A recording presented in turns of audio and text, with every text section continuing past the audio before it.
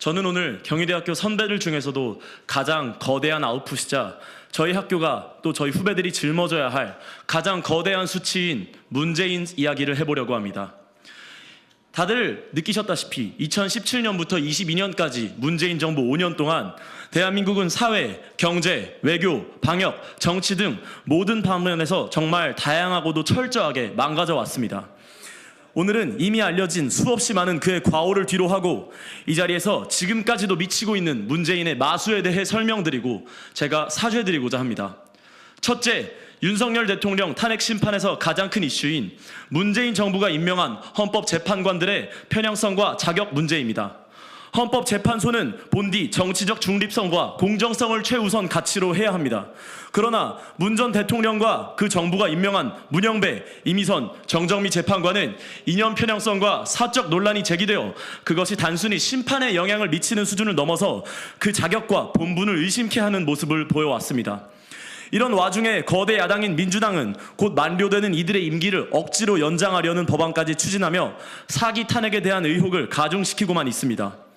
헌법 수호의 마지막 보루로서 작동해야 할 헌재마저 특정 세력의 이익을 대변하는 도구가 된다면 대한민국의 법치주의가 무너지는 것은 불보듯 뻔한 일일 것입니다. 둘째, 공수처의 날림 수사와 정치적 도구화 문제입니다. 검찰개혁이라는 명분 아래 문재인 정부가 야심차게 출범시킨 고위공직자 범죄수사처, 통칭 공수처는 권력 감시의 역할을 하겠다던 본래의 취지를 완전히 망각한 채 정치 탄압의 도구로 전락했습니다. 최근 윤석열 대통령에 대한 무리한 구속영장 청구에서도 그 실체가 적나라하게 드러난 바 있습니다. 처음부터 법적 근거도 권한과 자격도 부족한 상태에서 청구하는 법원마저 멋대로 지정한 억지 영장이었고 결국 중앙지법에 의해 그 구속이 취소되었습니다. 이렇듯 공수처는 정치적 수사에 몰두하면서도 공공기관으로서 최소한의 성과조차 없는 무능함으로 국민의 혈세만을 낭비해왔습니다. 저는 이런 기관이 존재해야 할 이유가 있는지에 대한 근본적인 의문점이 듭니다. 셋째, 문재인 정부의 거짓말과 은폐입니다. 우리는 탈북어민 강제 북송 사건을 기억합니다.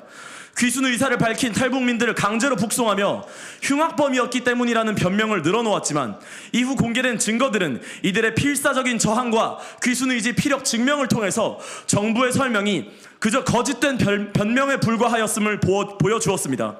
또한 서해 공무원 피살 사건에서도 월북 시도라며 사실을 은폐했고 국가가 국민을 보호하기는커녕 억울한 죽음을 만들어내고 방치하며 북한의 눈치를 보느라 진실을 왜곡하려 했던 모습이 드러났습니다.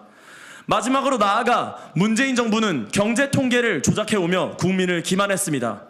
자신들이 주창해왔던 소득 주도 성장의 실패를 감추기 위해 고용률, 소득 격차, 부동산 통계 등을 왜곡해왔고 국민들은 현실과 동떨어진 거짓 통계 속에서 속아왔습니다.